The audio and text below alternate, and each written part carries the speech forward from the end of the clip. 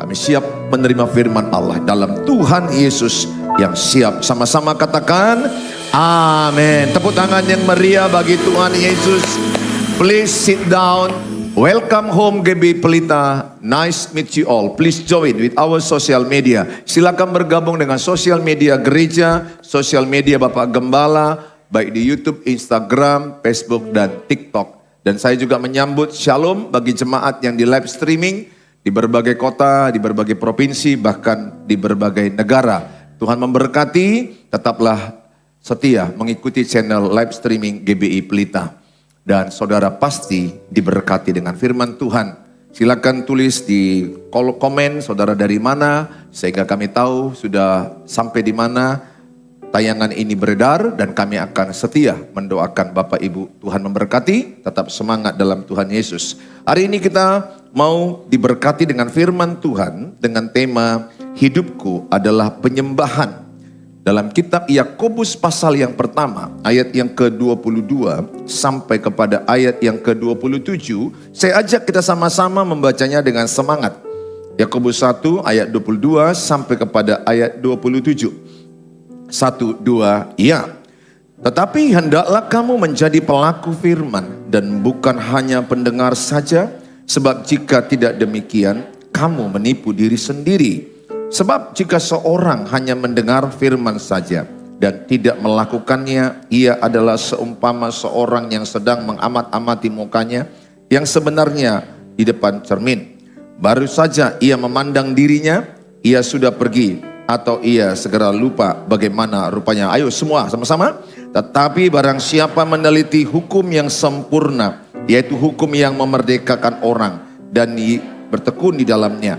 Jadi bukan hanya mendengar untuk melupakannya, tetapi sungguh-sungguh melakukannya, ia akan berbahagia oleh perbuatannya. Jikalau ada seorang menganggap dirinya beribadah, tetapi tidak mengekang lidahnya, ia menipu dirinya sendiri, maka sia-sialah ibadahnya. Ibadah yang murni dan yang tak bercacat di hadapan Allah Bapa kita, ialah mengunjungi yatim piatu dan janda-janda dalam kesusahan mereka, dan menjaga supaya dirinya sendiri tidak dicemarkan oleh dunia. Bapak Ibu yang saya kasihi, ini suratan Yakobus untuk jemaat yang disebut jemaat Kristen Yahudi yang mengalami diaspora, terpencar kemana-mana. Menguatkan mereka, apakah ibadah yang sesungguhnya itu.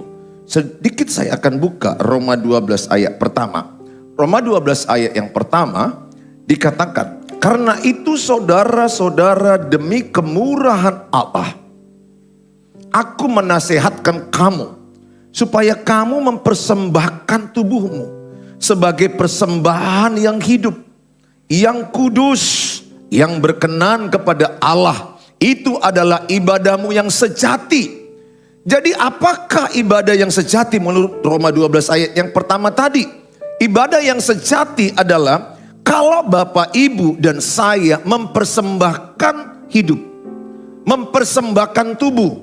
Saya berharap di Natal ini, saudara mungkin sudah banyak beberapa Natal, ada para gembala-gembala membawa emas, kemenyan, dan mur, orang-orang majus yang membawa emas, kemenyan, dan mur, orang-orang dari timur, orang-orang kaya, orang-orang pintar, orang-orang ahli yang hebat. Mereka membawa barang-barang yang berharga.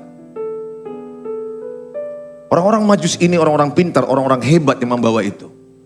Saudara, mereka memberikan yang terbaik apa yang mereka bisa berikan. Para gembala pertama menemukannya lewat tuntunan bintang, dan para malaikat memberitahukan kepada mereka lahirnya juru selamat dunia, Tuhan Yesus Kristus. Hari ini saya mengajak setiap saudara, maukah engkau mempersembahkan tubuhmu? Maukah engkau mempersembahkan hidupmu kepada Tuhan? Itulah kado yang terbaik. Itulah kado yang terindah ketika engkau berkata, Tuhan, kupersembahkan hidupku. Kalau sudah engkau persembahkan, itu artinya tubuhmu enggak milikmu lagi. Jadi sama seperti ini, kalau aku persembahkan kepada Dia, maka ini berpindah tangan, bukan lagi milikku. Begitulah hidupmu ketika engkau mempersembahkan kepada Tuhan, maka hidupmu di tangan Tuhan. Ah, ini contoh aja. Kalau sayalah gambaran Tuhan, saya dicontohkan Tuhan, saudara memberikan hidupmu, tubuhmu sebagai persembahan yang hidup, yang kudus di tangan saya. Itulah ibadah. Itulah ibadah yang sejati, mempersembahkan hidup. Jadi bukan sekedar nyanyi, bukan sekedar ada nada, ada musik, ada tata ibadah, duduk, berdiri, kolekte, doa berkat. Bukan sekedar itu. Tapi mempersembahkan hidupmu. Makanya ibadahmu gak pernah stop. Ibadahmu tidak pernah stop. Pujian penyembahan atau firman yang kita dengar saat ini mungkin akan berakhir 1,5 jam, 90 menit. Tapi ketika engkau pergi pulang ke rumah, di rumahmu pun ibadah. Besok kerja, masuk ke sekolah, masuk ke pekerjaan, itu pun ibadah. Jadi ibadah itu ketika engkau mempersembahkan hidupmu. Saya ajak saudara, ayo rajin setiap pagi persembahkan hidupmu untuk Tuhan. Apakah ada getaran di hatimu mau perkatakan, aku persembahkan hidupku kepada Tuhan. Saya ajak semua kita sama-sama mempersembahkan hidupku. Katakan sama-sama, ku persembahkan hidupku kepada Tuhan. Sebagai persembahan yang hidup, yang kudus, yang berkenan kepada Tuhan. Katakan, itulah ibadahku yang sejati. Nah, kalau saudara duduk seperti ini dengar firman Tuhan, atau saudara memuji menyembah Tuhan, pikiranmu gak ke Tuhan, itu gak ibadah. Ya, bisa aja kita duduk seperti ini, tapi pikirannya udah ngaur-ngaur, udah kemana-mana. Bukan itu ibadah. Ibadah itu berjumpa dengan Tuhan. Saudara mengalami perjumpaan dengan Tuhan, oke? Pernahkah engkau bicara dengan seseorang, katakan inilah seseorang yang kau jumpai, kemudian inilah dirimu, kemudian bicara-bicara, tatap muka. Pernahkah saudara mengalami ketika berjumpa, apa yang diomongkan orang ini, sebenarnya pikiranmu udah melayang-layang? Bilang sebelahnya, pernah enggak pikiranmu melayang-layang? Apakah itu komunikasi? Apakah itu komunikasi yang baik? Apakah itu persahabatan sejati? Memang ngomong istrinya, tapi suaminya pikirannya melayang-layang. Memang ngomong istrinya, tapi suaminya pikirannya melayang-layang. Memang pendeta Suheri Gultom lagi ngomong firman Tuhan, tapi pikiranmu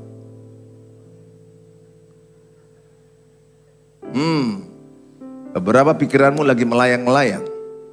Berharap semoga cawan ini cepat berlalu. Berharap semoga khotbah ini lebih pendek, lebih inti, lebih disimpulkan. Ya, ibadah yang sejati itu mempersembahkan hidup. Kalau engkau mempersembahkan kepada Bapak Presiden, Bapak Jokowi, pasti yang terbaik. Kalaulah habis ibadah minggu ini, ada asisten presiden nelpon istrimu, Pak Presiden mau makan di rumah. Pas lagi lewat, pulang dari Lagu Boti, bawa boti, mau datang ke rumahmu. Kira-kira makanan yang kau persembahkan itu makanan-makanan yang layu-layu atau segar? Segar, betul? Karena Bapak Presiden. Sekarang engkau mempersembahkan hidupmu kepada pencipta Bapak Presiden. Mana lebih hebat, presiden atau pencipta presiden? Harusnya mana yang lebih segar? Kepada pencipta harusnya. Karena lebih atasan. Artinya apa? Kepada orang aja kita memberi yang segar. Makanya kalau ke gereja itu, ayo berikan yang segar. Amin. Berjuang, berusaha, karena di gereja ada namanya tuti, tukang tidur. Jangan sampai kau diberi malaikat namamu Tuti. Enggak, John, Tuti. Contoh ya. Atau namaku ini Esther, enggak, ku ganti Tuti. Kenapa malaikat? Selama di GB Pelita, menurut tayangan YouTube, kau tukang tidur.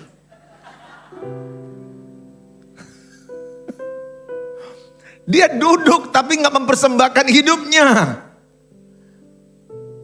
Ayo, persembahkan hidupmu sebagai persembahan yang hidup, yang kudus, yang berkenan kepada Allah. Persembahkan. Setiap pagi, malam mau tidur, saya setiap pagi ku persembahkan hidupku Tuhan. Ku persembahkan, bahkan aku lebih detail, mataku untuk Tuhan. Telingaku untuk Tuhan. Lidahku untuk Tuhan. Tangan kakiku untuk Tuhan. Seluruh hidupku untuk Tuhan. Apakah ciri bukti orang yang mempersembahkan hidupnya kepada Tuhan? Yang pertama adalah menjadi pelaku firman. Yakobus pasal yang pertama ayat yang ke-22. Tetapi hendaklah kamu menjadi pelaku firman. Dan bukan hanya pendengar saja. Sebab jika tidak demikian kamu menipu diri sendiri. Ayat ini berkata, siapakah yang menipu? Mereka yang mendengar tidak melakukan. Sama-sama katakan, mendengar firman, sama-sama pegang telingamu. Mendengar firman dan tidak melakukan adalah penipu. Penipu diri sendiri. Enggak saya bilang, Alkitab bilang. Ya, jadi kalau engkau mendengar, mengampuni, tapi tidak mengampuni, menipu diri sendiri.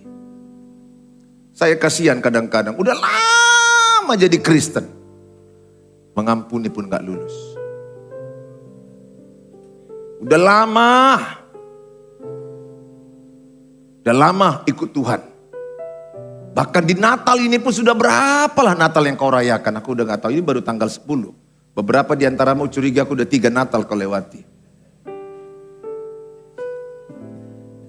Kalau saya jangan tanya lagi. Nanti malam Natal lagi.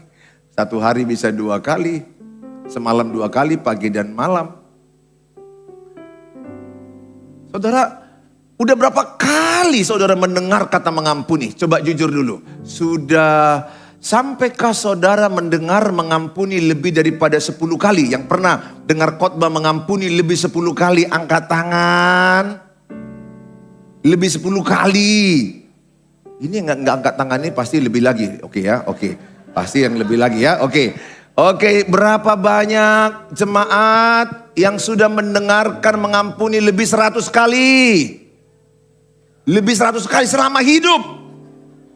Selama hidup loh Pak. Mengampuni, mulai sekolah minggu, bahkan sejak kau dalam kandungan. Berapa banyak dengan rendah hati mendengarkan mengampuni lebih 1000 kali. Selama hidup 50 tahun, 30 tahun, 40 tahun. Halo? Sudah mendengar mengampuni lebih 100 kali? Sudah? Berapa kali? 100 kali. Siapa yang sudah lulus mengampuni? Ya Tuhan. Oh Tuhan Yesus. Apa kata Alkitab tadi? Orang yang mendengar tidak melakukan adalah penipu diri sendiri. Tambah 1 ayat lagi. Berlengkap kalian semua. Alkitab yang bilang kalian menipu dirimu sendiri. Kasihan ya. Kasihan dirimu itu. Kau tipu-tipui terus. Ya Tuhan, kasihannya dirimu itu. Kalau orang yang menipuimu masih lumayan. Enggak, ini dirimu yang menipu dirimu. Amang teh. Sakitnya hidupmu itu. Matius 7 ayat 26-27. Matius 7 ayat 26-27. Tetapi setiap orang yang mendengar perkataanku ini dan tidak melakukannya, ia sama dengan orang yang apa? Bodoh. Di ruangan ini ada orang bodoh? Di kursi mana? Baju apa? Duduk di mana? Yang mendirikan rumahnya di atas pasir. Kemudian turunlah hujan dan datanglah banjir, lalu angin melanda rumah itu sehingga rubuhlah apa? Rumah itu, dan hebatlah kerusakannya. Tadi saya yang pertama, dalam kitab Yakobus 1, mendengar tidak melakukan disebut apa? Menipu diri sendiri. Di sini ada menipu diri sendiri. Baju apa? Duduk di mana? Yang kedua, mendengar dan tidak melakukan. Kata kitab Matius 7 ayat 26 adalah orang bodoh. Di sini ada orang bodoh. Baju apa? Batik? Jadi kalau engkau mendengar mengampuni, tidak mengampuni, penipu dan bodoh. Oh Tuhan, aku tidak mau disebut Tuhan bodoh. Aku tidak mau disebut Tuhan penipu. Aku mau melakukan apa yang dia bilang. Dia bilang, aku mengampunimu, engkau juga mengampuni. Sebagaimana aku telah mengampunimu, demikianlah engkau mengampuni. Kolose 3 ayat 13, sebagaimana aku mengampunimu, ampunilah sesamamu. Sabarlah. Sabarlah melihat kelemahan orang lain. Itu kata ya Kolose 3 ayat 13, sabarlah melihat kelemahan orang lain. Ketika engkau melihat kelemahan orang lain, kekurangan orang lain, sabarlah. Sabar. Mana tahu istrimu itu selalu banyak kelemahannya, selalu merepet pagi siang malam. Suamimu itu selalu masih mabuk, masih merokok, masih minum alkohol, masih judi, masih lain-lain, atau selingkuh, berzina, cabul, tidak setia padamu, mengkhianati cintamu. Alkitab bilang, sabarlah. Sabarlah dalam melihat kelemahan orang lain. Saya mengajak semua kita, apa yang kita dengar, kita lakukan. Kalau kita mendengar, memberi, menolong, murah hati. Matius pasal yang ke-25 ayat 40 berkata, barang siapa yang memberi kepada orang lapar makanan, kepada orang di penjara, kepada orang di rumah sakit mengunjunginya, kepada orang yang miskin, kepada orang yang susah, panti asuhan atau janda dalam kesusahannya, maka kita menolong Tuhan Yesus. Maka apa yang kita dengar kita lakukan. Memang ada kalanya nggak mudah, tapi ada Roh Kudus. Roma 5 ayat 5 dikatakan Roh Allah, Roh Kudus yang ada di hati kita memampukan kita melepaskan kasih Tuhan. Saya ajak semua jemaat untuk sama-sama, mari kita menjadi orang bijak, mendengar dan melakukan. Jangan hanya jadi pendengar tapi tidak melakukan. Tuhan katakan seorang yang menipu dirinya sendiri dan seorang bodoh. Sehingga ketika ada angin, ketika ada persoalan, ketika ada masalah, dia stres, depresi, bunuh diri. Sehingga suami istri dalam pernikahannya hancur retak karena tidak dibangun di atas pondasi batu karang yang teguh. 1 Korintus itu batu karang itu adalah Tuhan Yesus. Bangun hidupmu di atas prinsip-prinsip firman Allah. Batu karang yang teguh. Dengar firman Allah dan lakukan. 1 Korintus 13 ayat yang ke-5 dan ayat yang ke-7. Coba dibuka sebentar. Supaya supaya mendengar ini pesan Natal yang penting bagi saudara. Mendengar dan melakukan. 1 Korintus 13 ayat 5. Ya tidak, ini bicara kasih ya. Ayat 4 itu bicara kasih, ayat 5 juga. Kasih tidak melakukan yang tidak sopan dan tidak mencari keuntungan diri sendiri. Ia tidak pemarah dan tidak menyimpan kesalahan orang lain. Kalau di hatimu ada kasih Tuhan, engkau tidak menyimpan kesalahan orang lain. Saya berdoa di Natal ini, di suasana Natal ini saudara, jangan ada menyimpan kesalahan orang lain. Ayat yang ke-7, ampuni musuhmu. Kasih itu menutupi segala sesuatu, percaya segala sesuatu, mengharapkan segala sesuatu, sabar menanggung segala sesuatu. Jadi kasih itu dikatakan menutupi kekurangan orang. Kalau ada kekurangan orang, mulut kita ini jangan terlalu maju. Jangan suka membongkar-bongkar kekurangan suamimu. Jangan suka menceritakan kekurangan orang. Orang yang punya kasih Yesus melihat kesalahan orang, ditutupinya. Bukan berarti dosanya disetujui. Dia tidak kepingin menjadi orang yang memprovokator.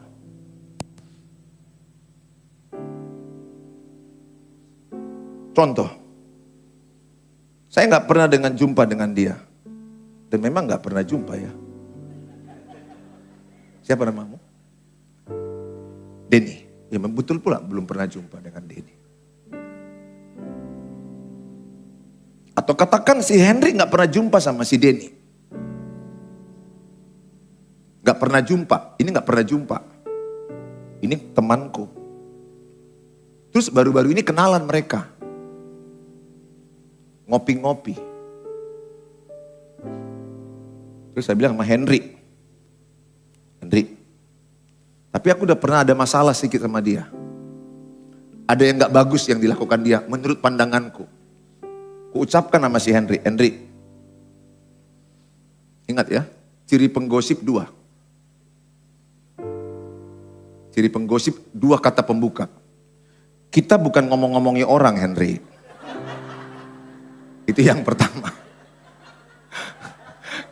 Yang kedua, berarti kalau nggak ngomong-ngomongin orang, ngomong-ngomongin setan kan? Nah, ini pembukaan bagus sekali. Kita nggak ngomong-ngomongin orang. Oke? Tenang. Yang kedua, ciri penggosip yang kedua. Udah tahu nggak kau? Belum tahu? Mau tahu? Oh, penggosip juga dia, mau juga. Ah, ini ciri penggosip juga, ini yang sama-sama. Dia aku tanya, belum tahu nggak kau? Belum. Mau tahu? Mau kali, dia mau. maka akan saya bilang, itu si Denny, itu saksofonnya itu, belum dibayarnya itu. Cicil, belum bayar itu loh. Contoh ya, itu banyak kali ceweknya itu. Setiap main saksofon, cewek aja yang lihat itu. Bukan Tuhan. Karena aku sakit hati sama Denny. Oke, perhatikan, masuklah racunku. Ingat, karena aku tidak punya kasih Tuhan. Kalau orang yang punya kasih Tuhan menutupi kekurangan dia. Bukan menambah-nambahi, bukan mengompor-ngompori. Coba lihat, Henry baru kenal dengan dia. Udah masuk racunku. Kutanya, apakah cara pandang dia netral atau udah negatif? Itulah manusia ini. Sehingga ketika kenalan mereka udah enak-enak, mulai kenalan, si Henry pakai kaca negatif. Padahal dia sangat bagus. Padahal aku yang salah memandang dia. Aku yang menggosip dia. Aku yang memfitnah dia. Saya berdoa di ruangan ini tidak ada yang mau tukang gosip. Jadi kalau sudah mulai ada orang ngomong-ngomong berkata, kita eda. Bukan ngomong-ngomongi orang, kita eda. Ayo sama Eda itu. Jadi ngomongnya apa kita Eda? Ya kecoa-kecoa lah Eda. Kecoa-kecoa, bodat-bodat. Itu yang kita omong. Penggosip itu. Dan yang kedua, apakah engkau tidak tahu ceritanya? Berku tahu. Apakah kau sudah tahu? Kau usah urus orang. Saudara, mendengar dan melakukan. Saya berjuang untuk menjauhi penggosip. Kalau udah mulai ada orang ngomong-ngomongin orang, alarmku udah mulai bunyi, alarm ambulan. Ngiyung, penggosip. Kayak mana lah caranya? Penggosip itu artinya mengomong-ngomongi kelemahan orang untuk menjatuhkan. Itu penggosip. Tapi kalau kita ngomongin orang untuk menolong, sosial, itu nggak menggosip. Misalnya ada kebakaran, apa yang mau kita bantu? Ada yang sakit, apa yang mau kita tolong? Itu bukan menggosip. Jadi menggosip itu membicarakan kekurangan, kelemahan orang lain untuk menjatuhkan dia. Yakobus 1 ayat yang ke-25 dikatakan. Yakobus 1 ayat 25. Tetapi barang siapa meneliti hukum yang sempurna, yaitu hukum yang memerdekakan orang, dan ia bertekun di dalamnya, jadi bukan hanya mendengar untuk melupakannya. Tetapi apa? Katakan, saya mau sungguh-sungguh melakukannya. Ia akan berbahagia oleh apa? Jadi ketika engkau mendengar mengampuni, selama ini enggak mengampuni, maka saya taat kepada Tuhan. Tuhan bicara lewat hamba Tuhan, lewat khotbah, lewat renungan. Roh Kudus bicara, ampuni musuhmu, ampuni musuhmu. Dan aku melepaskan pengampunan kepada Bapak ini. Maka saya mendapatkan kebahagiaan yang luar biasa. Terima kasih. Aku bebas dari tekanan. Karena orang yang sakit hati, orang yang pendendam, bagaikan batu menimpa hatinya. Tapi ketika aku sudah dituntun Roh Kudus untuk mengampuni dan saya melepaskan pengampunan, maka batu itu diangkat. Saya mendapatkan kebahagiaan yang luar biasa. Saat saya taat, sama dengan ketika saya diingatkan Tuhan, tolong dia, tolong yang susah itu, beri kepada yang gak makan itu, beri, tolong kepada yang sakit itu, kasih keringanan biaya, kasih amplop, kasih uang. Kemudian saya berkata dalam pikiran saya, aku juga butuh, aku masih baju baru, aku masih beli tas, aku masih sepatu, aku masih punya kebutuhan. Aku tidak akan bahagia karena aku berjuang antara suara pikiran dan suara hatiku bertengkar. Biasanya suara Tuhan di hati, suara pikiran di iblis. Tapi ketika aku mau taat melakukannya, memberi kepada orang yang gak makan ini beras untukmu. Ini uang sekolah anakmu. Segini yang bisa saya bantu. Ketika aku memberikan itu dengan tuntunan Tuhan, aku taat, maka aku akan bahagia. Kapankah kita bahagia? Ketika taat akan firman Tuhan. Saya mengajak semua kita taati firman Tuhan. Istri, hormati suamimu, jangan bentak-bentak suamimu. Walaupun agak dodong. Tulali, tell me. Entah apapun kau bilang, entah apapun menurutmu, gak cocok dihormati. Banyak kekurangannya, tapi Alkitab harus ditaati. Hormat. Jangan bentak. Apalagi jarimu jangan begini sama suamimu. Tuhan lawan. Kalau Tuhan lawan, habis hidup. Suami, kasihi istrimu. Udah berapa kali dengar khotbah itu, pertemuan acara pemberkatan nikah, pasti dengar itu. Di gereja juga, kasihi suamimu. Seperti Kristus mengasihi jemaat. Rela memberikan nyawanya. Maka suami yang mengasihi istrinya tidak mungkin bentak istrinya. Apalagi tampar. Saya sayang sama istriku, bentak tidak pernah lagi kulakukan.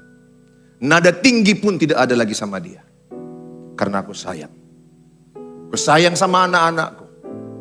Aku tidak mau bentak sedikit pun. Tegas boleh. Tegas bukan kasar.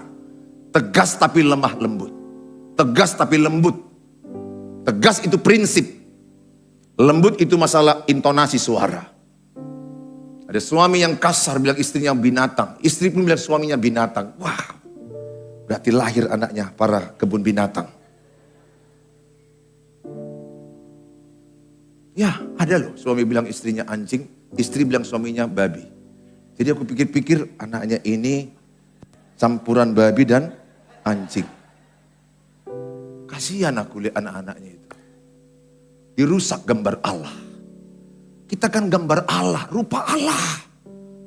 Jangan pernah bilang orang lain bodat. Kalau dirimu bilang orang lain bodat, berarti engkau sejenis dia. Karena kita kan sama. Kita rupa Allah, gambar Allah. Yang kedua, mengekang lidah. Yakobus 1 ayat 26. Orang yang melakukan penyembahan, hidupnya menyembah, lidahnya pun dikekang, dikuasai, dikendalikan. Jikalau ada seorang menganggap dirinya beribadah, tetapi tidak mengekang lidahnya, ia menipu dirinya sendiri. Maka sia-sialah ibadahnya. Jadi saudara, udah ibadah hari ini, tiba-tiba pulang marah-marah, ngamuk-ngamuk. Kata-kata binatang, kata-kata kotor, kata-kata kasar, kata-kata kutuk. Maka orang yang mendengarkan itu tersakiti. Sia-sia ibadah. Jangan sia-siakan ibadah. Bahkan ukuran orang sempurna itu menguasai lidah, mengekang lidah. Saya bacakan Kolose 4 ayat 6. Kolose 4 ayat 6. Hendaklah kata-katamu senantiasa penuh kasih. Jangan hambar. Sehingga kamu tahu bagaimana kamu harus memberi jawab kepada setiap orang. Jadi kata-kata saya itu penuh kasih. Kasih Kristus. Sehingga saya mikir dulu baru jawab. Katakan sama-sama, mikir dulu baru jawab. 1, 2 ya.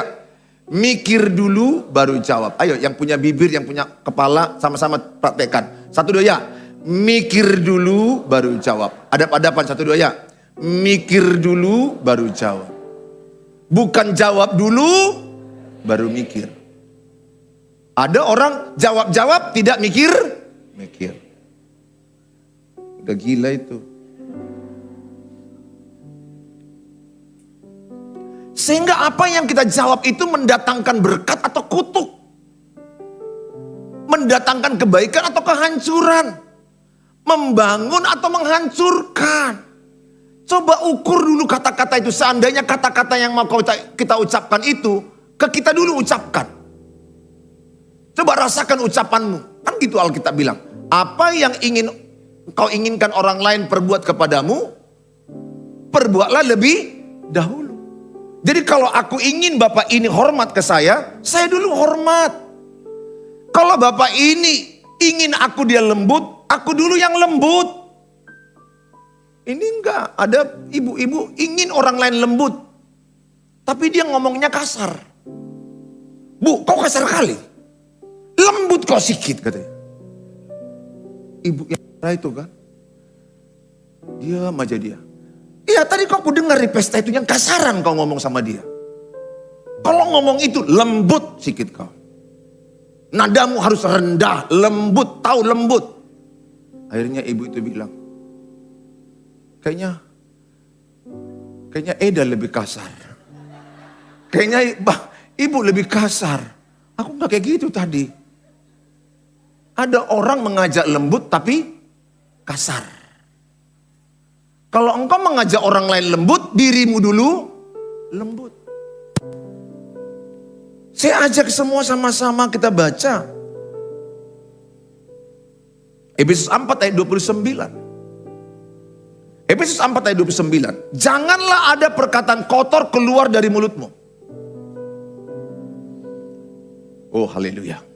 Saya berdoa tidak ada dari mulutku ini satu kata pun kata kotor.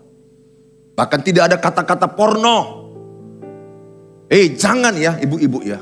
Ibu-ibu sekarang ini banyak gangguan jiwa ini kulihat. Udah lebih kotor daripada laki-laki. Akhir zaman lah ini memang. Iya kotor. Saya pikir ngomong-ngomong tentang seks itu hanya bapak-bapak. Mak-mak juga jahatnya sama. Udah imbang jahatnya. Bahkan saya suatu waktu lagi makan mie goma ini. Sekelompok ibu-ibu di belakang saya. Corok kali, kotor kali, porno kali. Ngeres pikiran mereka. Kok bisa ya? Aku geleng kepala aku. Lama cepat ku makan mie goma ini. Langsung ku gomakan. Sebenarnya mereka juga udah mau ku goma. Karena kotor kali, mau muntah aku. Aduh Tuhan, kok bisa? Kok bisa? Lebih parah lu. Aku ukur-ukur, ini mungkin aku salah atau benar gak tahu ya. Menurut aku, kami laki-laki gak separah itu loh ngomong seks. Mereka lebih kasar, lebih vulgar, lebih kotor, jorok. Sedikit pun gak boleh loh, guyon-guyon gak boleh porno. Karena apa yang kita ucapkan itu yang akan datang. Hidup dan mati dikuasai lidah, siapa suka menggemakannya akan makan buahnya. Amsal 18 ayat 21. Apa yang kita perkatakan itu yang datang. Tetapi pakailah perkataan yang baik untuk membangun.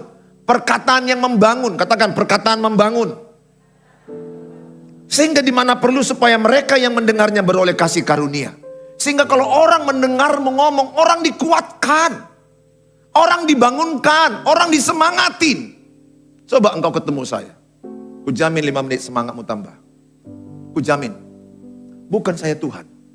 Ada Tuhan Yesus di hatiku.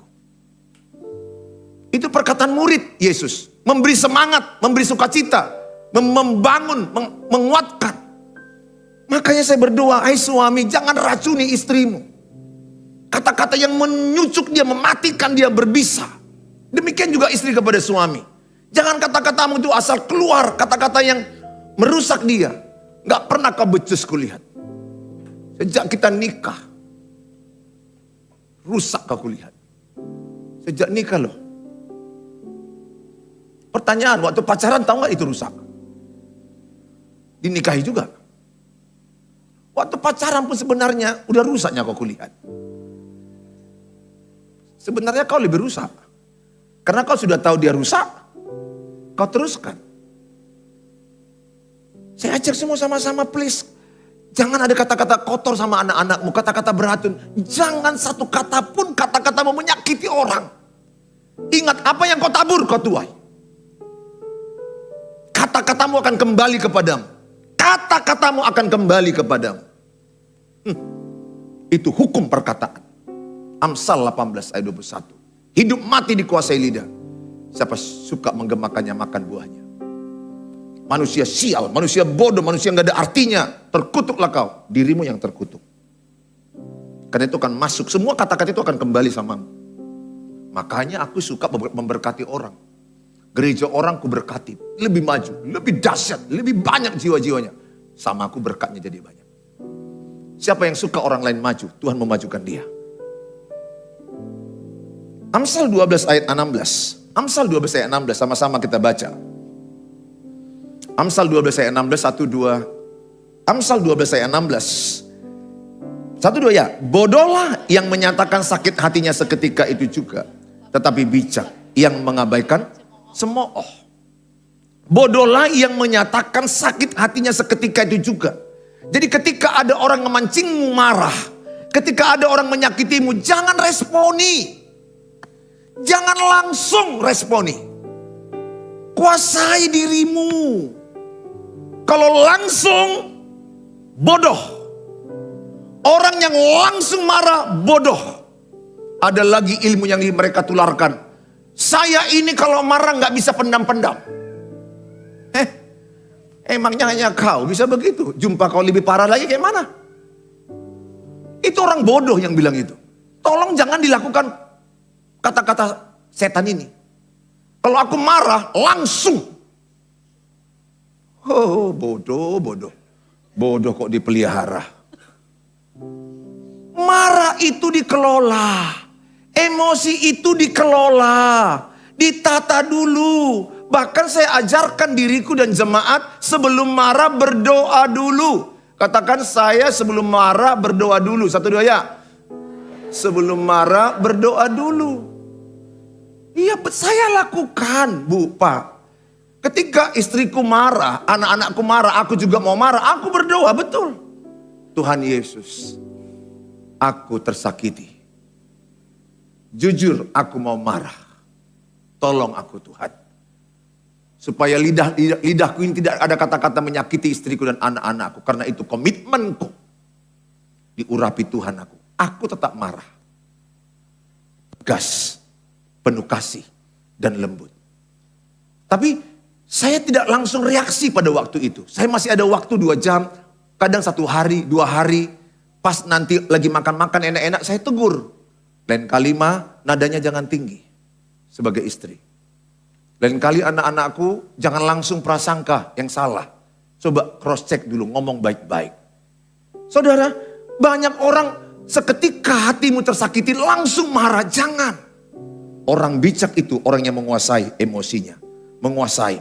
Dikatakan dalam Amsal 16 ayat 32. Amsal 16 ayat 32. Orang yang sabar melebihi seorang pahlawan. Kalau engkau sabar, lebih dari seorang pahlawan. Orang yang menguasai dirinya, Amsal 16 ayat 32. Orang yang menguasai dirinya melebihi orang yang merebut kota. Bilang sebelahnya tepuk, kuasai dirimu. Bilang sebelahnya sabar. Bilang sekali lagi jangan langsung marah. Ya, nanti kau bodoh. Bilang. Bodoh lah. Nanti mertuanya diomongin tahap apa. Kok langsung marah kok kalau lawan mertuamu? Kalau emosimu nggak terkendali. Oh, memang mama juga jahat mama. Bapak juga semua sekeluarga kayak seketurunan kan jahat. Udah makin bodoh, tambah bodohmu. Tahap apa kau bilang-bilang. Udah nggak terkendali lah. Kurasakan bukan keturunan manusia kalian. Udah makin bodoh, udah makin bodoh. Ada bertengkar suami istri, ikut mertuanya pun diikutkannya. Bodohnya bukan main. Mertuamu lagi minum kopi, goyang kopinya. Mitos. Bukan fakta. Bahasa goyang on. Mertua perempuanmu telinga kirinya naik bahasa naik on. Rupanya menantunya bertengkar sama suaminya. Disebut-sebutkan nama dia. Ada istri yang mulutnya itu jabir. Yang kalau marah semua keluarga mertuanya dihinanya habis. Kau tambahin musuhmu. Nggak usah. Apa masalah kalian? Masalah pok bunga? Ini aja topiknya, pok bunga ini aja. Kau suka ungu, dia suka biru. Itu aja topiknya. Ini sampai ke mertuamu yang sudah lagi sakit-sakit itu. Janganlah. Sampai ke edamu. Sampai masalah bunganya sampai ke edam. Kan terlalu jauh. Kenapa? Karena sudah bodoh. Kalau sudah bodoh entah apa aja diomongin dia. Entah apa aja diomongin dia. Oh Tuhan Yesus. Yang ketiga, penyembahan itu kalau engkau membantu mereka yang lemah. Misal Yakobus 1:27, ibadah yang murni dan yang tak bercacat di hadapan Allah Bapa kita ialah mengunjungi yatim piatu. Katakan mengunjungi yatim piatu. Dan janda-janda dalam kesusahan. Jadi cari janda yang susah. Jangan janda kembang. Jangan ya. Ayatnya kan pas, janda susah. Bilang sebelahnya janda susah. Ya Henry, jangan janda kembang. Gak boleh. Kau cari janda kembang, jatuh kau. Lebih profesional dia. Jangan. Janda yang penuh kesusahan, tolonglah dia. Saya berdoa. Arti yatim piatu dan janda-janda, tolonglah yang lemah. Kalau engkau jumpai ada orang di Natal ini gak bisa beli sepatu, belikan. Kalau ada kau jumpai temanmu di kamar gak bisa berobat, gak ada uang. Kalau ada uang cukup. Bawa dia berobat. Mungkin duitmu habis 150. Dikembalikan Tuhan berlipat ganda. Bukan karena dikembalikan, tapi karena memang hukum kasih Tuhan. Tuhan telah memberikan darahnya. Itulah Natal. Tepuk tangan bagi Tuhan Yesus.